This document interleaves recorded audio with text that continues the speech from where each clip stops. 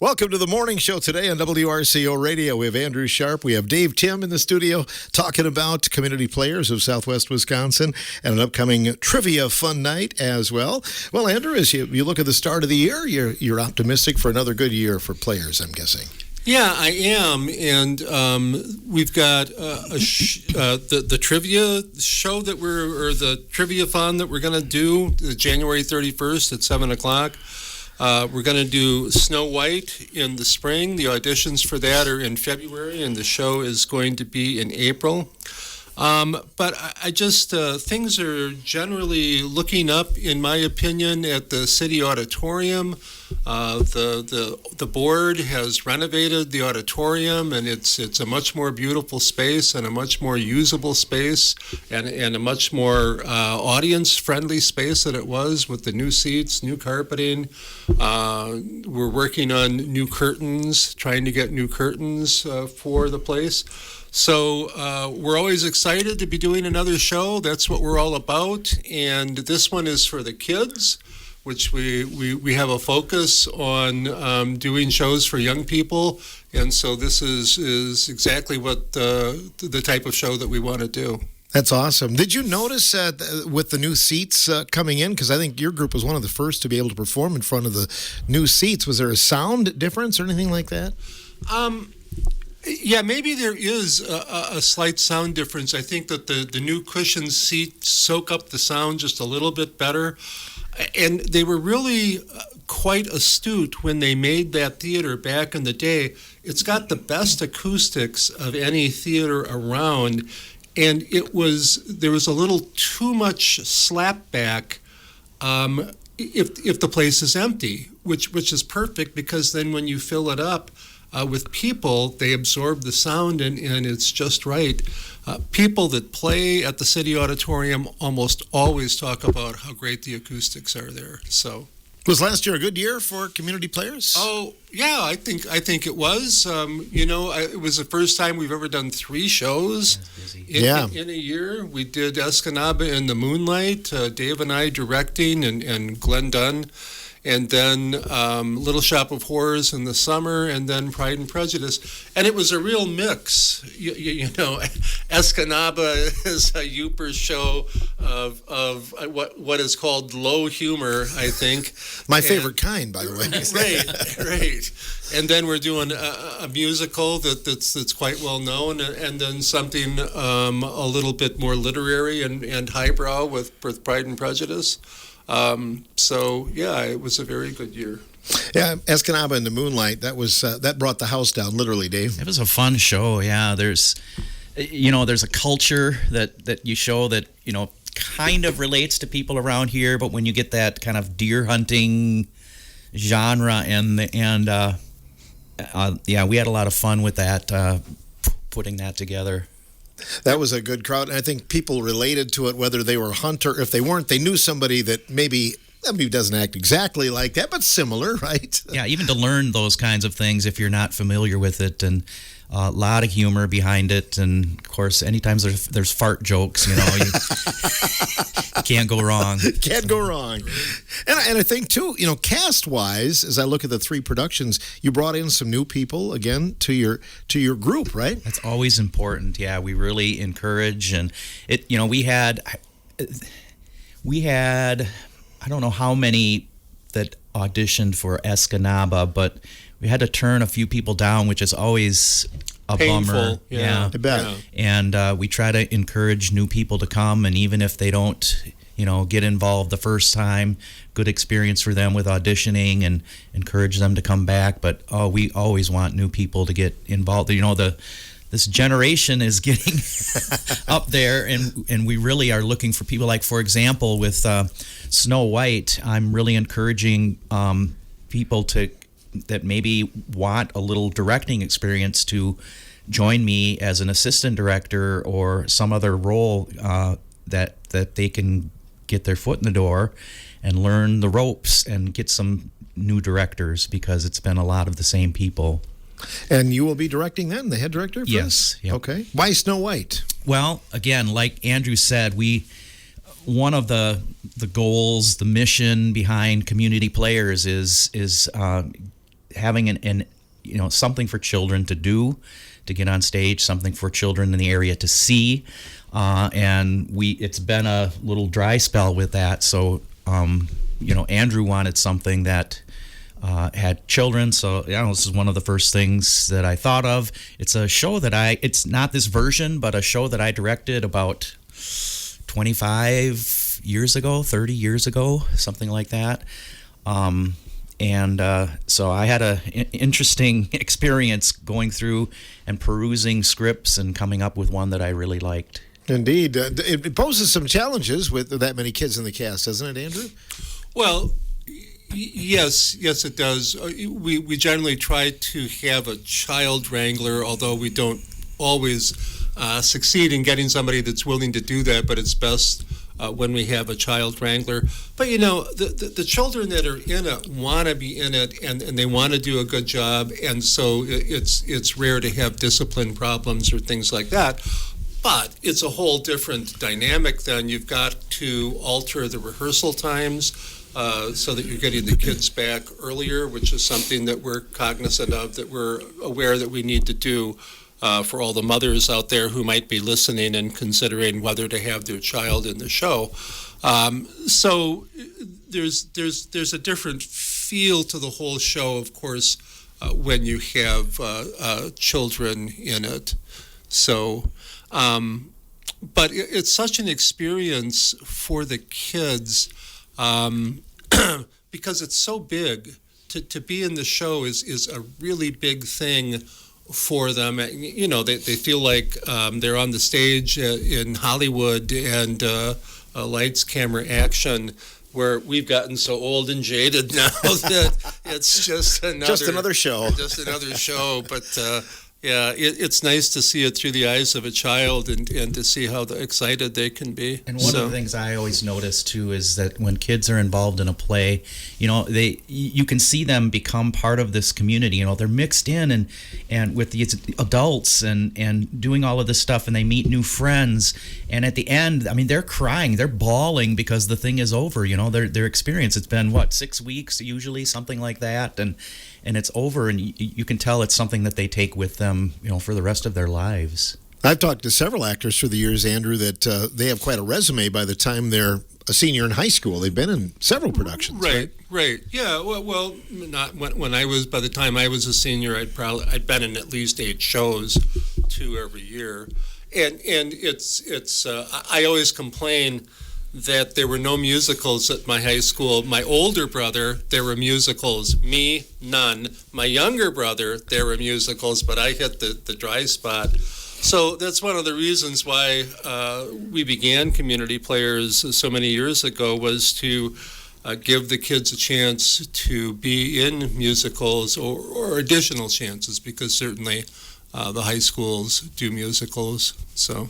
How many adult roles are there in the Snow White cast? Well, okay, so you can mix things up. So with the dwarves, there are dwarves, obviously, in Snow White, and I'm hoping that I have 7, children to do those roles, and then there are some others that we can do with forest animals and things like that. But I would say upper teen to adult, like 9 roles, something like that, I think, and up to 11 roles for children.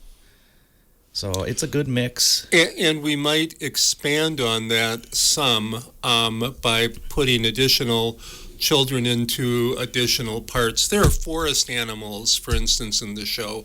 Well, a child could get on stage and be a forest animal. I'm thinking of when we did Lion, Witch, and the Wardrobe, and Teddy Riley was a skunk, and he didn't have any lines or anything like that. All he had to do was be a skunk on stage, which, if you know Teddy, I'm amazed now that he held still for as long as he did.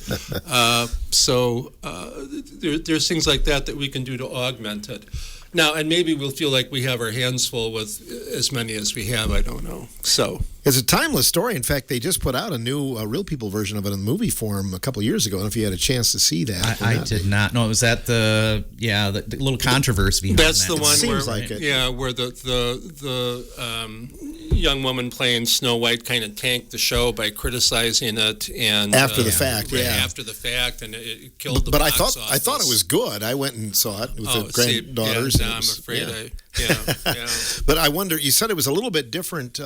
Different script. How's this one different? Well, okay. So when I started researching, you can go online and you can find from different publishers this version, that version. People do adaptations of it. One of the first things that I notice is as I start reading, I think I read 9 different scripts, and then even got like a synopsis from others online that I knew right away I didn't want to read. But because there are some that are just not good. Right. But one of the first thing I noticed is the dwarves, that most of them have dwarves, but none of them are named, Doc, Sleepy, Happy. There must be some Grumpy. Disney the rule film that says you cannot use those names. Oh. The film is still under copyright, but the Brothers Grimm story is out of copyright.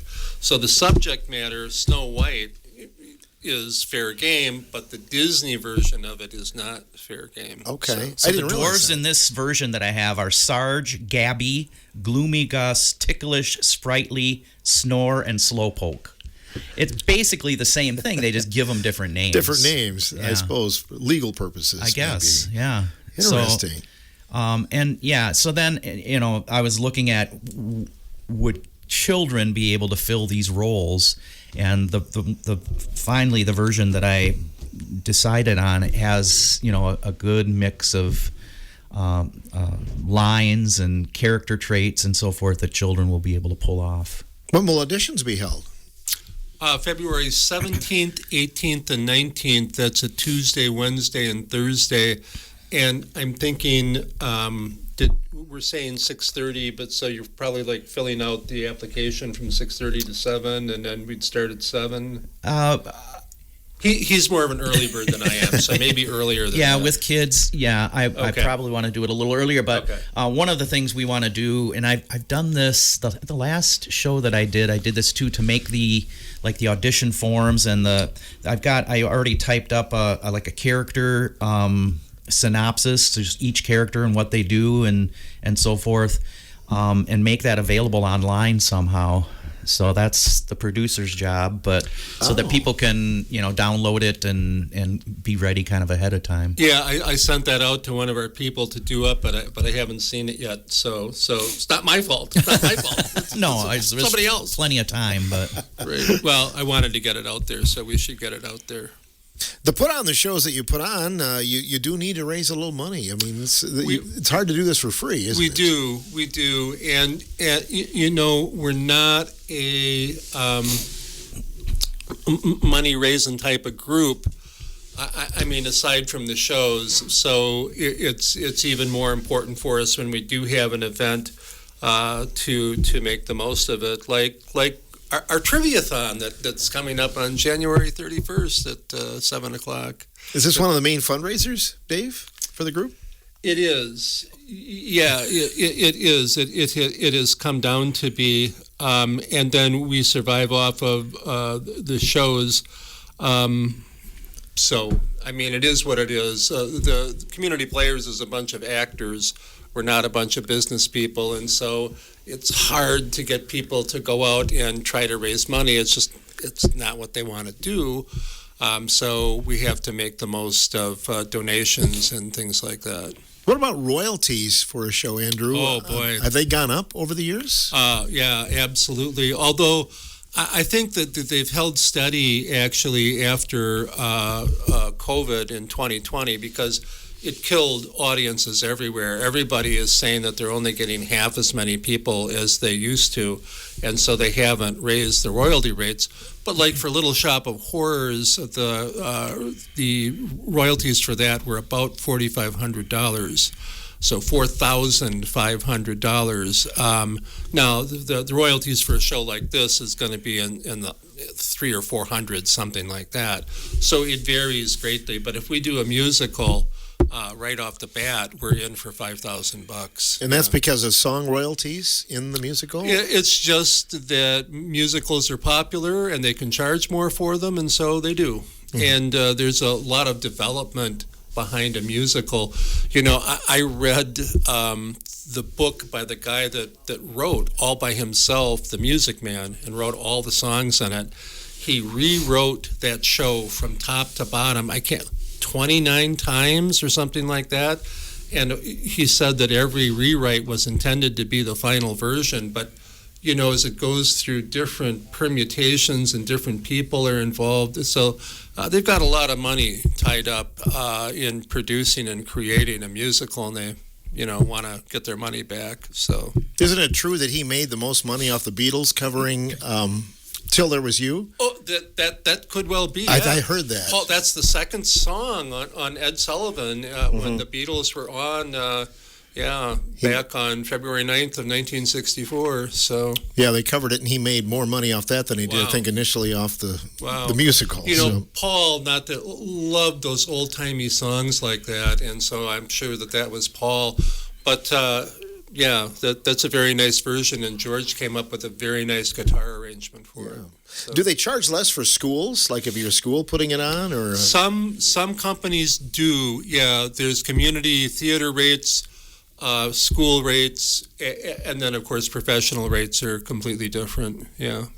So. I know you're a big fan of trivia. I know this is you've been putting this on now, Dave, for a little bit. How many times have you guys done this trivia? I was trying to think of. I think this will be our third. Okay. I thought it was maybe fourth, but for sure our third annual, and it's been, like Andrew said, it's been a success, and we incorporate other things in there, like a silent auction and some other door prize-y kinds of things.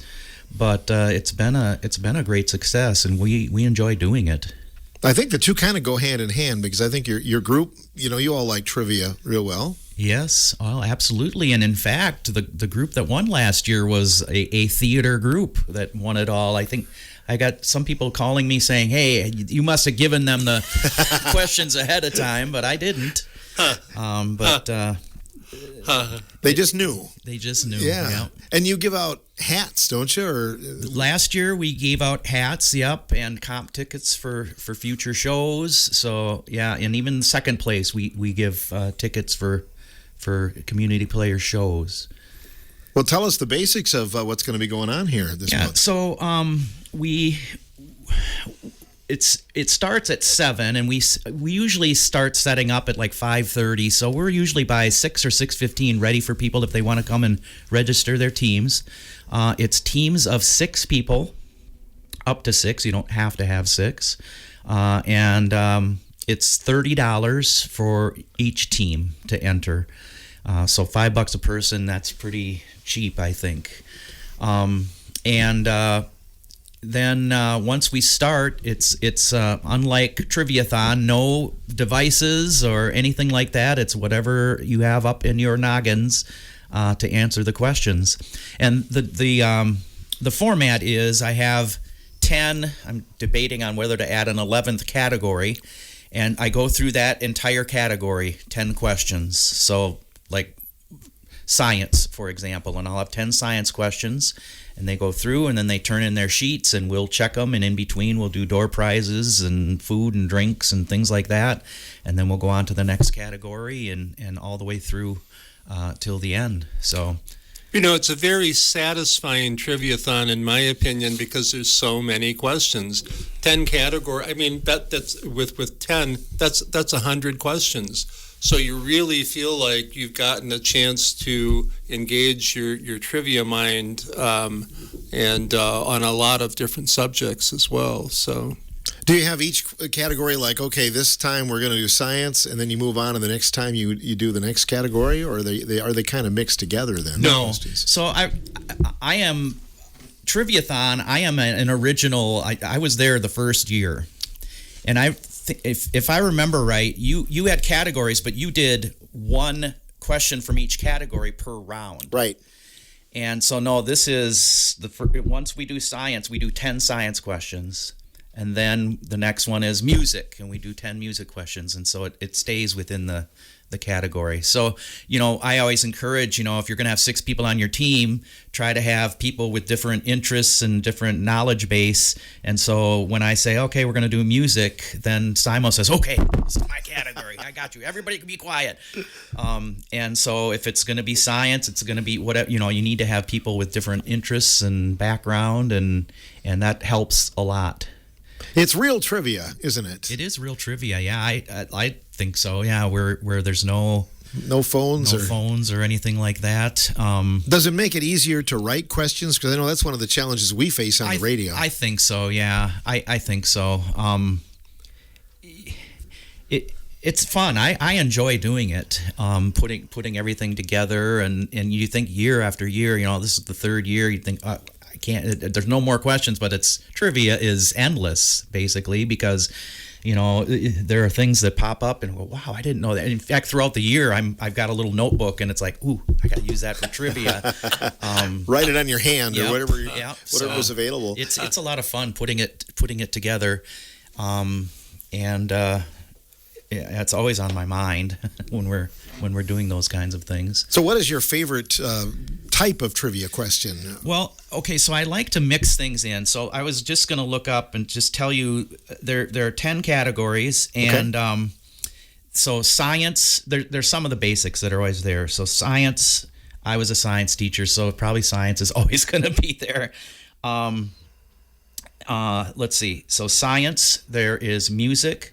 There's movies, sports. There is toys and games, which I think I did the first year, but not last year.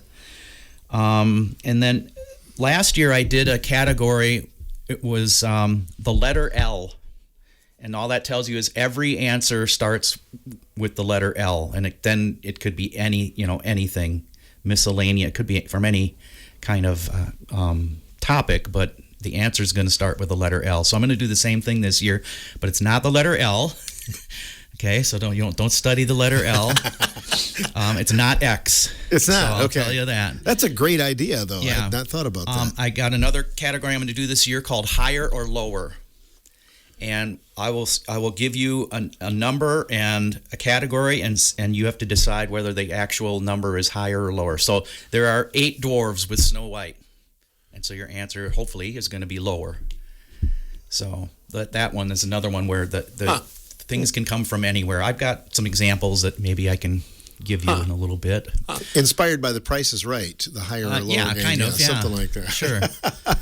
Trivia is coming up January 31st at 7 o'clock at the Phoenix Center. And do you encourage people to sign up in advance, Dave? No. All they have to do is show up, and registration is very simple. It's $30. You got to come up with a team name, which makes it a lot of fun. It's you know how interesting and fun it is to read off the names that people come up with, and that's part of the fun. And find a table and prepare. Great. You've prepared a few questions, preliminary ones. Yes, yeah, I've got some samples here for you. Are you going to give us some samples? You're going to quiz Andrew and I here I can do that, yeah. Oh, boy. Absolutely. Okay. Oh, this is going to be fun. That would be fun. This is going to be kind of tough. I'm matching wits with Andrew. I'm not sure how this is going to go. Yeah, I'm trepidatious, too. All of Richland County can hear how much I don't know. I do that every day. Tell people you don't know trivial things. I've made a living out of it. I only know the important things in life. So. If it's only music, I got a fighting shot here, but otherwise... If it's any science questions, I'm lost, so. Well, feel free to play along with us at home as well, or wherever you're listening today, as Dave Timm takes over Trivia Thon. All right, here we go. Right. So, first category is toys and games. And the question is, what 1970s toy slogan was, "The family game that's a real ball"? What 1970s toy slogan was, "The family game that's a real ball"? You were alive during the 70s, right? Yes, I was. And I watched a lot of TV, too, I'll tell you that. While you were doing homework. Well, yeah, studying. But who knew I was going to be studying for asking trivia questions someday, right? Yeah, are we going to be quizzed on this, right? All right, go ahead. Number 2. Sports. Who was the only person to win a Heisman Trophy while finishing with a losing record?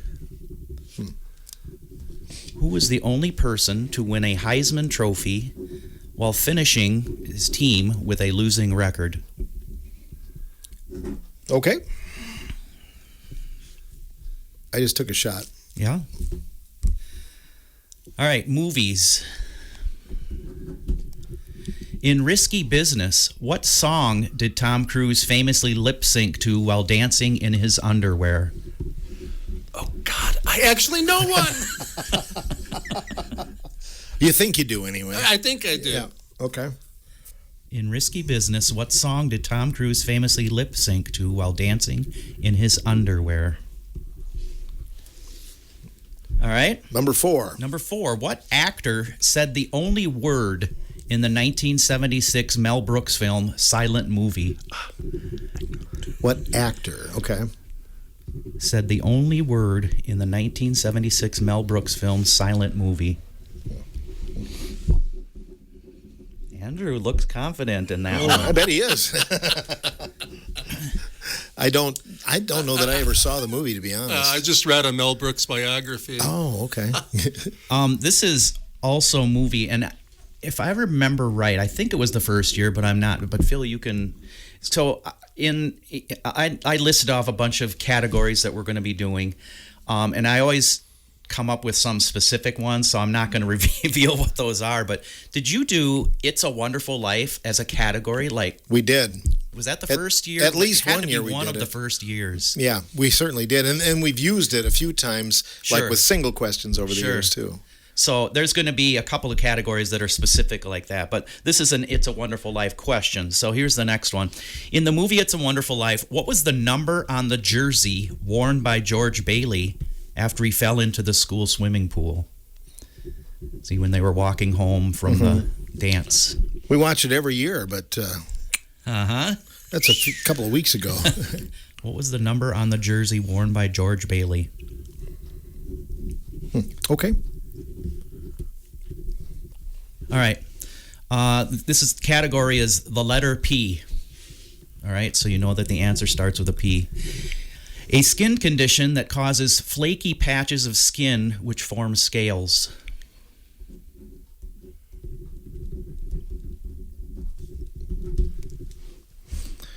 It's not an essay test, Andrew. He's writing a lot. All right. All right, Dave. Music. Yep. Cher's first single referenced which rock star? Oh.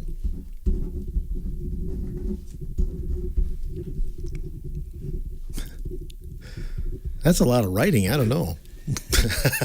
They used to kid me in law school that I didn't take notes. I took transcripts. And another music. Okay. What was the name of the group that sings That Thing You Do in the Tom Hanks movie with the same name? The group that sings That Thing You Do in the Tom Hanks movie with the same name. Okay. Okay, I got 3 more. How many you want? Yeah, One? that's fine. Okay. All right.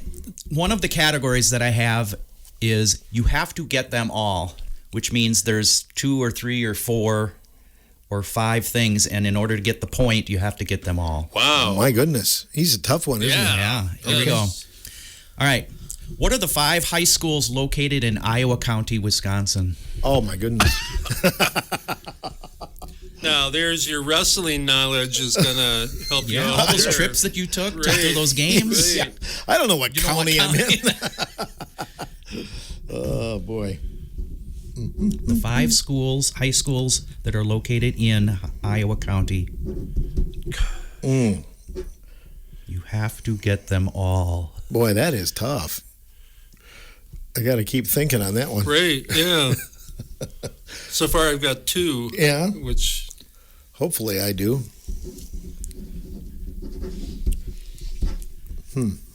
Got to be one more. Okay, move on. I can come All right. back to it. Yep, you can come back. All right, 2 more. I got science.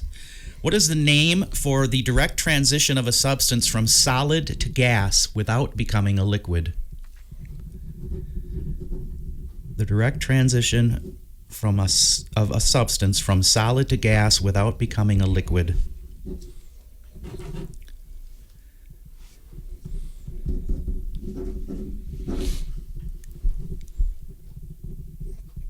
All right, and then the last question is higher or lower. Okay. Okay. There are 10 cities in Wisconsin with a population over 60,000. Is it higher or lower than 10 cities? 10 cities in Wisconsin with a population over 60,000.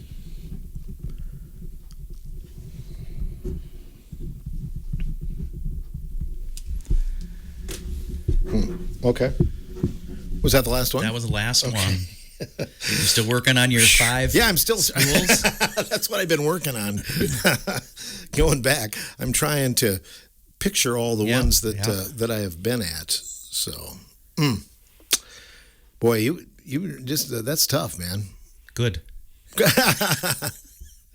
All right. Good. Andrew, are you satisfied? Are you done, Andrew?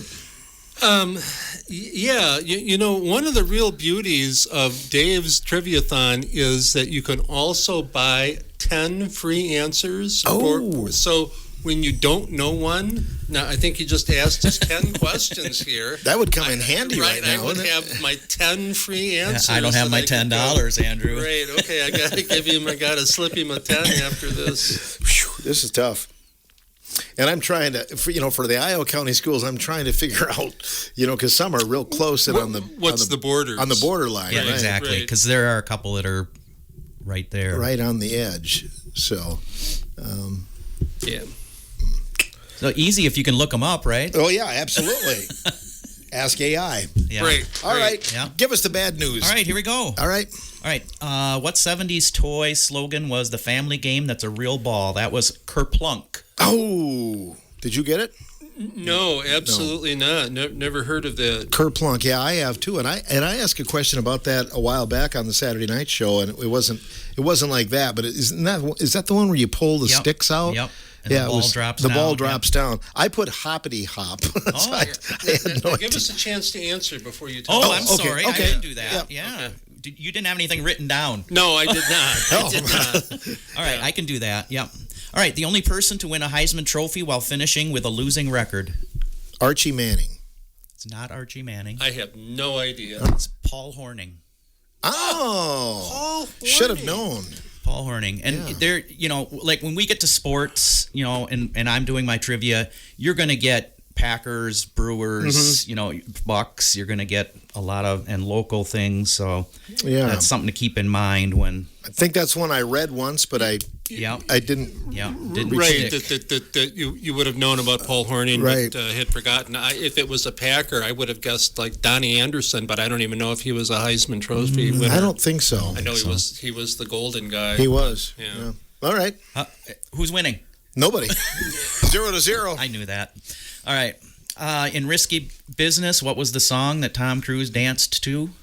Old time rock and roll. Yeah, we both got that one. Woohoo! Bob Seger. Not getting skunked, Andrew. All right. What actor said the only word in the 1976 Mel Brooks film Silent Movie? I'll let you go. Marcel Marceau. Oh! Marcel, which is ironic. Because he was silent. He was a mime. And so that's pure Mel Brooks. Part of the joke. Yeah. Yeah. Right. I wrote Mel Brooks. Do you know what? Oh, do you know what the word was? No. No. No. Said no. Okay. Yeah. It's like I say, I don't think I saw the movie, but we used to play the silent movie march in band. That was for the theme for that movie. Huh. They offered Harpo Marx, who was also a silent guy, to say one word in a movie, and he said no. Never did it. He refused. Yeah, a tribute to him. Yeah. Yep. All right. Number 5. In It's a Wonderful Life, what was the jersey number? I wrote 8. I wrote 17. It looks like an 8. It's a 3. Okay, I thought it was an 8. Yeah. Wow. Oh man, you got to give me partial. You would have any idea. Wow, that's great. Yeah. All right. All right. Next one, a skin condition that causes flaky patches. Psoriasis. Psoriasis. All right. With a silent P in the Silent beginning. P. That's right. All right. Cher's first single reference which rock star? Ringo. I love you. I love you, Ringo. Ringo is Okay, correct. It wasn't under her. Wasn't under the name Cher. Yeah. But yeah. Oh, well, he's got me there trying to match wits with Phil Nee on old music questions. Yeah. Not even going to... Yeah. All right. The name of the group that sings That Thing You Do? The Wonders. The Wonders. Wow. I would have. Or I would have accepted the Oneaters. Oh, the Oneaters, right. Yeah, exactly. They wanted to spell it out like, a lot of groups back in the day would misspell something. Great movie. And they spelled it Oneders, and then all the radio people, here are the Oneaters instead of the Wonders. So they had to, that was part of the joke. Spelling. Yeah. Right. That's a great movie. Yeah, it was. Underrated. Yes. All right. Should we save the 5 schools for last? Why don't All we right, take that let's last? skip that one. The name of the transition of a substance from solid to gas? Is that Vaporization? I don't know. sublimation? Sublimation. Yep. Yep. All right. Here, I would have thought He that got I one would back. fail all my science. Higher or lower, 10 cities in Wisconsin with a population over 60,000. Higher. 60,000. Yeah, I would say higher too. I'm thinking like Beaver Dam has got more than 60,000. Not many, but Not many. so Higher is correct. There are 11, yep. All right. All right, the 5 schools. Let's hear them. well, obviously, Maybe collectively between the two of you.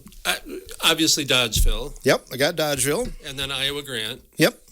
Those and are. then Belmont. Is Belmont in Iowa or is it in Grant? I think it's Grant. I think it's Grant too. Not Belmont. Yep. No, I have. Is Mineral Point? Yep. Mineral Oh, the Point. Pointers, right? Yep, that's 3. Barneveld?